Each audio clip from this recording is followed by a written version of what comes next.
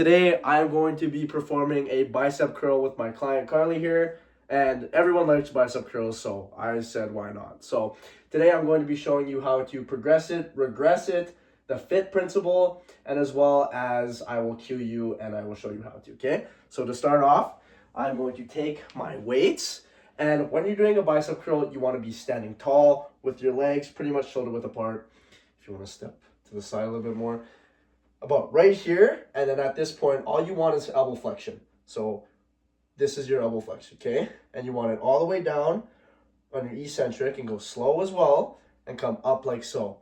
I see a lot of people going and swinging and doing all of this crap, as well as you don't want to do single arm. We're doing double arm bicep curl, okay? Not hammer curl, not brachialis curl, bicep curl, okay?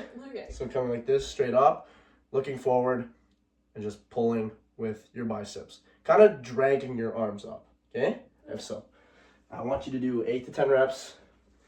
They should be hard reps as well, okay? Okay. I want you to do them now, okay? And I will cue you, and I will tell you what is wrong and what is right about it, okay? Go. 1, 2, go a little slower. 3, and all the way down. Make sure all the way down. 5, 6, 7, 8, yeah, 9, one more, 10. Okay, you can put them down. So what I was seeing when you were doing your bicep curl was a little bit of swinging. So once you do this more often, I know it's like you don't do this very often, but in your program, what I'm going to be programming you is bicep curl, right? So in this case, I don't want you swinging because you're doing a little bit of this, okay? So I want you straight and just pulling with the biceps, okay? Okay. So it's like this and pulling with the bicep like so, okay? I don't want to see any of like swinging.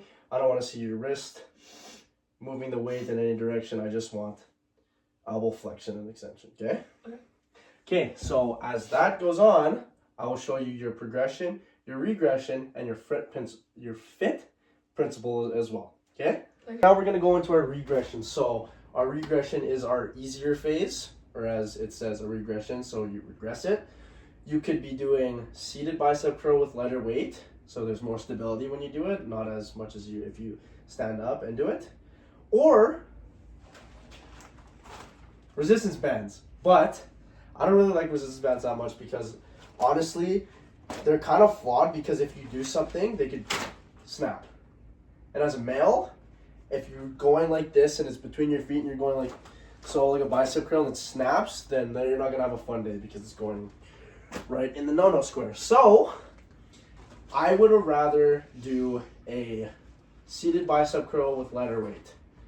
Another thing as well is I forgot to say when we were done our workout is the cues I was trying to give you. So the cues that I was trying to give you is more stability, say so, as in when you're swinging, because you could be using other muscles for the movement, obviously with your core when you're swinging, as well as some shoulders and everything like that too. Mm-hmm. So keeping the weight as much as like still and steady and pulling with your bicep and going slow is the best thing you're possibly going to do, because if you use more muscles in more ways, that's not ultimately what we want. Do you have any questions? No. Okay. Another thing we can go over is the amount of times you do this, kind of going into our fit principle. I'll go over it a little bit later. Obviously, I want you to do this in your programming. I want you to do this 2 to 3 times a week just to build that upper strength body, because you said you want toner upper body, right? Yeah. So in that case, I want you to put the time into lifting the weights as many times as possible during the week, so 2 to 3 times a week, so it can sculpt your body, right? What we talked about, right? So yeah. Okay, now we're going to be doing our progression. Do you know what a progression would be? No, what is that? So a progression, other than a regression, is doing the harder exercise. So doing something a little bit harder. So in this case, I would either do something like, I know upping the weight wouldn't be necessarily a progression realistically, but we can do some sort of incline curl, like putting the bench to a 45 and doing an incline curl, something like a 45-pound incline curl, doing something like that. And then as well as going on a preacher as well and doing that as well, doing the same weight. Or you can be doing hammer curls, brachialis curls, anything like that, or like even cable curls as well, putting more resistance on that as well. The thing about progressions is we want to be doing this every single week to get a progressive overload. So having harder workouts in your program and doing it every single week will get you stronger and have more efficient muscle growth as time goes on. So that's why I like to put progression into this more than regression. The only reason why I would put a regression into a program would be if someone is deloading or if someone has an injury, something like that. Like even like if you have like a slight abrasion in like your arm or something like that, like you can also have a regression, so you keep building strength but being more safe, like lighter weights or resistance bands, something like that. So I think that even with regressions, I think it's a great thing to do as well, because if you go over time and if you injure yourself, then you can build the muscle back by doing regressions. But if you're not injured or if you're fully 100%, then we're going to do progressions. So progressively overload each week through that time. Sounds good? Okay, so now we have our exercise adaptation. A bit of a setting change here. We were in the living room and now we're in the workout room. So, and there's not a lot of room in here. So, but right now we're going to be performing a bicep preacher curl, single arm. This is my favorite workout that I do. So I think that putting this into your program will really show how much it benefits you, because it benefits me a lot with obviously bouldering massive biceps. Obviously, come on now. But I think that what we're doing here is we're kind of building up the stability as much as possible. So while you're performing a preacher curl bicep or bicep curl on a preacher, excuse me, you want to think about the most amount of stretch you can possibly do, okay? The most amount of stretch and bringing your arm up. So none of this like pulling your arm off the bench or like trying to like pull. As well as if you need assistance, you can also just use your other arm to pull up, okay? So that's the movement that we're doing, okay? Down. Being able to touch your fist on the chair is the best, as best as you can physically do, and then bring it all the way up. Feel when you squeeze all the way up, okay? If you put your arm here, I will hand you the weight. I want you to do both of these arms for 8 to 10 reps, okay? Okay. We got an 8-pound dumbbell. Okay? And I can help you, okay? Oh, your head. No, you're good. 1, 2, go a little slower. 3, good. 4, 5, good. 6, 7, yep, touch. 8, again, touch. 9, 10. Switch arms. Good. Here, I'll hand you it. Put your arm. You got it? Okay, go. 1, touch down. 2, 3, 4, 5, 6, 7, 8, 9, one more. 10. Good. How'd that feel? Good. Yeah? Yeah. How'd you think about being on the preacher rather than standing up and actually doing the... I liked it better. Yeah? Why so? More stability. Like More you said. stability? Okay, Yeah. that's what I was kind of thinking. So what I do in this case is I go at the gym, I do preacher curls on an actual preacher curl machine, but free weight, because I think the free weight's better. What's free weight? Huh? What's free weight? Dumbbells.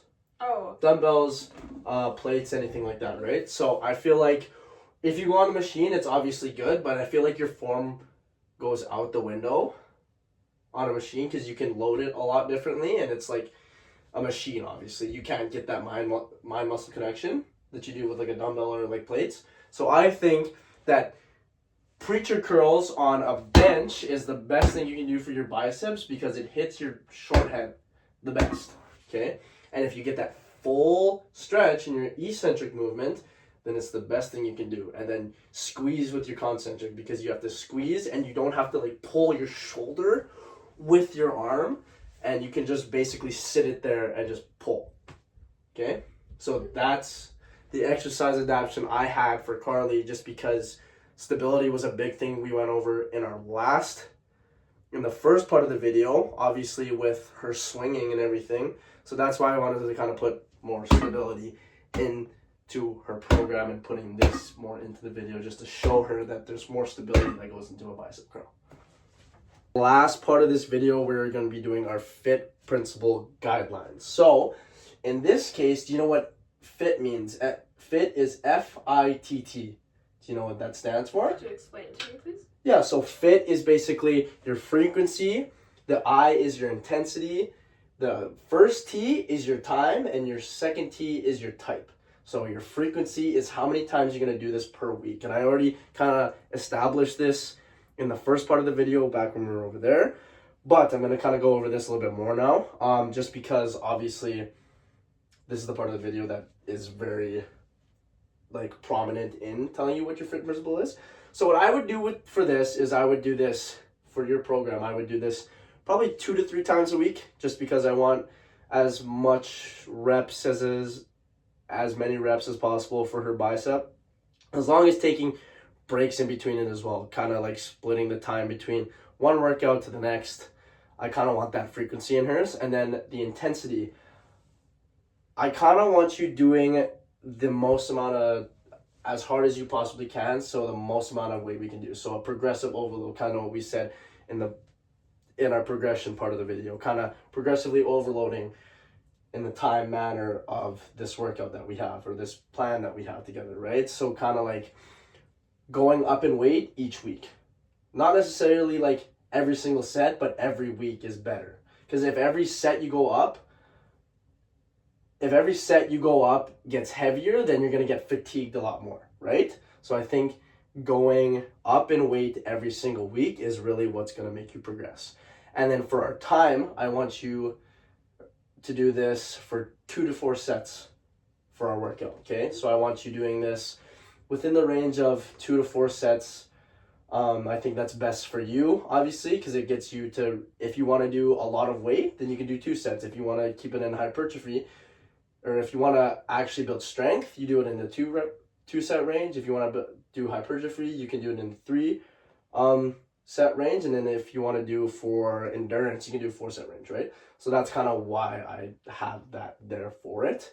And then as well as type, you can realistically do a lot of different variations of a curl. Like you can do preacher curl, you can do preacher hammer curl, you can do standing, just regular what we did back there, just regular bicep. You can do easy bar, barbell, anything like that, hammer curls, anything like that. So anything like that you can do to fit in your program. I think I'll put a lot of variation into the program. I think that's the biggest thing, is just having a lot of variation in her program is the best thing that I can do for her. And I think that this FIT principle really sets the tone to where Carlee's trying to get at with the more toned look. So that's basically all I have for the video. Do you have any questions for me personally? Perfect. That was my video.